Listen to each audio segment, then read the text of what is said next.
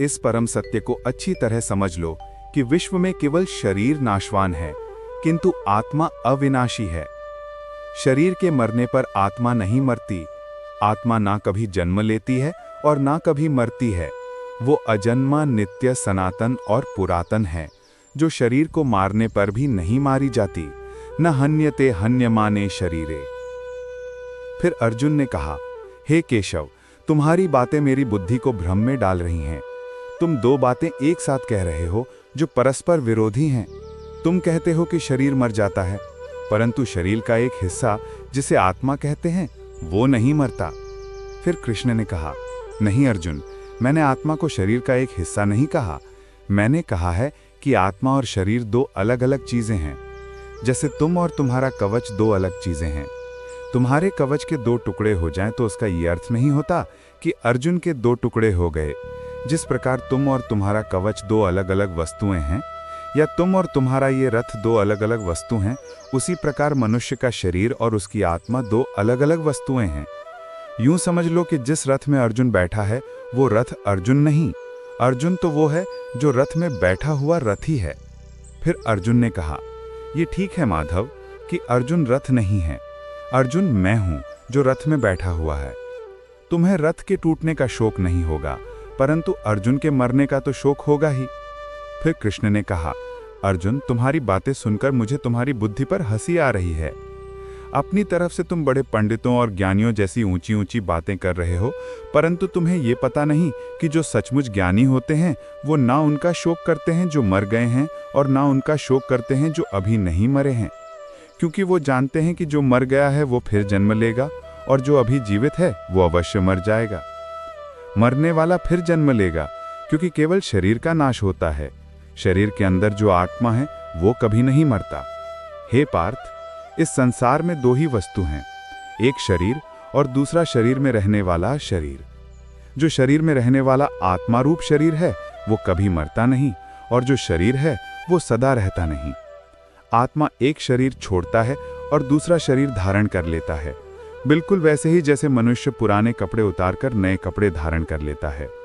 वासांस जीना यथा विहाय नवान गृह्णाति नरो पराणी, तथा शरीरा विहाय जीन अन्यान सयांति नवानि देही। हे पार्थ, केवल इतना समझ लो कि मृत्यु एक दरवाजा है जिसके अंदर जाते हुए आत्मा पुराना शरीर छोड़ देती है। वास्तव में मृत्यु और जन्म के दो दरवाजे हैं जो एक दूसरे के आमने सामने हैं। प्राणी जब मृत्यु के दरवाजे पर पहुंचता है तो उस शरीर की मृत्यु हो जाती है।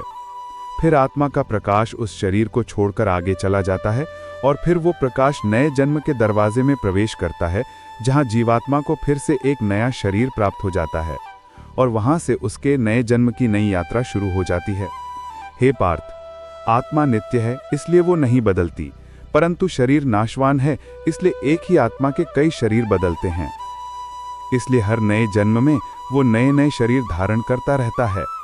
हर नए जन्म में आत्मा नए नए शरीर तो बदलता ही है, बल्कि हर एक जन्म में भी उसे जो शरीर मिलता है वो एक शरीर भी उसी जन्म में बदलता रहता है। फिर अर्जुन ने कहा, ये बात मेरी समझ में नहीं आई केशव, क्योंकि एक जन्म में तो प्राणी को एक ही शरीर मिलता है। फिर कृष्ण ने कहा, नहीं, एक नहीं, अनेक शरीर मिलते हैं एक ही जन्म में। फिर अर्जुन ने कहा, मैं अब भी नहीं समझा प्रभु। फिर कृष्ण ने कहा, मैं समझाता हूं। याद करो अपना बचपन, उस समय अर्जुन का शरीर कैसा था? फिर अर्जुन ने कहा, एक बालक का। फिर कृष्ण ने कहा, और आज वो शरीर कहाँ है? वो शरीर? फिर अर्जुन ने कहा, वो तो बदल गया इस शरीर में। फिर कृष्ण ने कहा, अर्थात वो शरीर नहीं रहा, आज तुम्हें एक युवक का शरीर मिला है। इसी प्रकार प्राणी को जन्म के समय जो शिशु का शरीर मिलता है, वही शिशु का शरीर काल के प्रभाव से एक बालक का शरीर हो जाता है, फिर वो किशोर अवस्था में आता है, फिर एक जवान पुरुष का शरीर बनता है, फिर अधेड़ उम्र का, फिर बूढ़े का रूप लेकर अंत में एक सूखे पत्ते की तरह जीवन के वृक्ष से टूटकर गिर जाता है। इस प्रकार जो शरीर पल पल छिन छिन अपने विनाश की ओर बढ़ रहा है, उस शरीर की मृत्यु का शोक ज्ञानी जन नहीं करते। इसी रूप के लिए शास्त्र कहते हैं, कृष्णम वंदे जगत गुरु।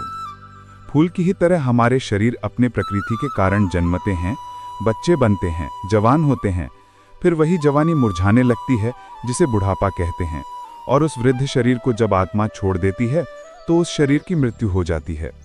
फिर अर्जुन ने कहा, परंतु वो आत्मा कहाँ चली जाती है? शरीर के बिना आत्मा कहाँ और कैसे वास करती है? फिर कृष्ण ने कहा, पुराना शरीर छोड़ने के बाद आत्मा नए शरीर में वास करती है। किसी शिशु के शरीर में चेतना रूप होकर आ जाती है। फिर वही चक्र शुरू हो जाता है। फिर वही जन्मना, रेंगना, उठकर चलना, फिर लड़खड़ाना और गिर जाना। ये सब शरीर के कौतुक हैं। इतनी बात समझ लोगे तो ना तुम्हें किसी के मरने का शोक होगा और ना तुम्हें मृत्यु का भय होगा। हे अर्जुन, हम और तुम ये शरीर नहीं हैं। हम तो इन शरीर के अंदर रहने वाली आत्माएं हैं। ये शरीर तो केवल हमारे रथ हैं, हम उसके स्वामी हैं। रथ के टूटने से स्वामी नहीं टूट जाता। उसी प्रकार शरीर के सुख और दुख आत्मा को सुखी या दुखी नहीं करते। फिर अर्जुन ने कहा, यदि हम आत्मा हैं तो फिर ये सुख दुख का आभास हमारी आत्मा को क्यों होता है? फिर कृष्ण ने कहा, ये सुख दुख का आभास आत्मा को नहीं होता, केवल शरीर को होता है। फिर अर्जुन ने कहा, तो फिर आत्मा को क्या होता है? फिर कृष्ण ने कहा, आत्मा को कुछ नहीं होता, क्योंकि ये होना ना होना, सुख दुख, सर्दी गर्मी, ये सब प्रकृति के नियम हैं। आत्मा तो अविनाशी परमात्मा का अंश है, इसलिए आत्मा प्रकृति की सीमा से बाहर है। आत्मा अचिंत्य है, मानवीय चेतना के चिंतन के घेरे में नहीं आती। हे अर्जुन, आत्मा पर प्रकृति और सृष्टि के नियम लागू ही नहीं हो सकते, क्योंकि वो सृष्टि और प्रकृति दोनों ही की पहुंच से बाहर है। जैसे एक चिंगारी अग्नि का ही अंश होती है, वैसे ही आत्मा परमात्मा का ही अंश होता है। इसलिए वो नित्य, अजन्मा, सनातन और सर्वव्यापी है, स्थिर रहने वाला और अचल है।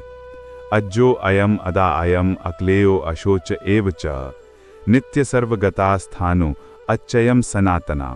हे पार्थ, आत्मा को ना कोई शस्त्र काट सकता है, ना उसे अग्नि जला सकती है। इसको जल नहीं गला सकता, ना इसे वायु ही सुखा सकती है। नैनम छिंदन्ति शस्त्राणि नैनम दहति पावक न चमत्यन क्रीड्यन्त्यापो न शोष्यत्य मारुता। हे अर्जुन, ये सब समझकर तुम्हें ना किसी के मरने का शोक मनाना चाहिए और ना किसी के ना मरने की खुशी का प्रदर्शन करना चाहिए। अर्जुन ने कहा, हे केशव, ये सब मानकर भी क्या आत्मा नित्य, सनातन और अजन्मा है? उसे शस्त्र नहीं काट सकते, आग नहीं जला सकती, फिर भी प्राणी की आत्मा को दुख, सुख, शोक, खुशी, अपमान, पीड़ा और आनंद का एहसास क्यों होता है? तो श्री कृष्ण कहते हैं, हे पार्थ, मैंने पहले ही तुम्हें बताया कि सुख दुख का आभास करना आत्मा का नहीं, शरीर का काम है। अर्जुन ने कहा, परंतु केशव, शरीर को दुख या पीड़ा तभी होगी जब शरीर को कोई चोट लग जाए या उसका कोई अंग कट जाए, जैसे शरीर आग में जल जाए। उससे जो पीड़ा होती है वो तो शरीर की पीड़ा है, परंतु मानहानि होने से जो दुख होता है या मान होने से जो आनंद आता है, उसमें तो शरीर को कोई चोट नहीं पहुंचती। वो मानहानि का दुख, वो कीर्ति की पीड़ा तो आत्मा को ही होती है। तो श्री कृष्ण कहते हैं, नहीं अर्जुन, ये कीर्ति, अपकीर्ति, मान अपमान, ये लाभ हानि, ये जीतने का आनंद अथवा हारने की पीड़ा, ये भी आत्मा को नहीं होती। ये आत्मा का काम नहीं है, ये तो मन की शरारत है। अर्जुन ने कहा, मन की शरारत, इसका क्या अर्थ है?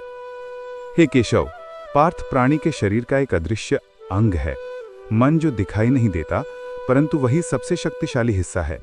तो श्री कृष्ण कहते हैं, याद रखो कि मन शरीर का हिस्सा है, उसका आत्मा से कोई संबंध नहीं। आत्मा यदि रथ में बैठा हुआ रथ का स्वामी है, तो मन शरीर रूपी रथ का सारथी है। ये मन ही इंद्रियों के घोड़ों को इधर उधर भटकाता है।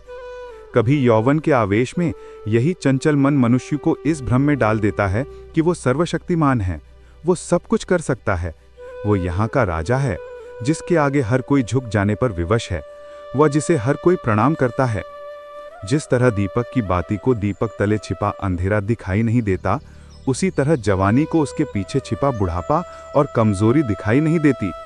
परंतु जब शरीर के दीपक में यौवन शक्ति का घी जल जलकर समाप्त होने लगता है और दीपक तले छिपा अंधेरा पड़ने लगता है, तो मनुष्य घबराकर चिल्लाने लगता है, मैं बीमार हूं। ये रोने का नाटक भी मन ही करता है। हे अर्जुन, मनुष्य को मैं के घमंड की मदिरा पिलाकर मदहोश करने वाला पाखंडी केवल मन है।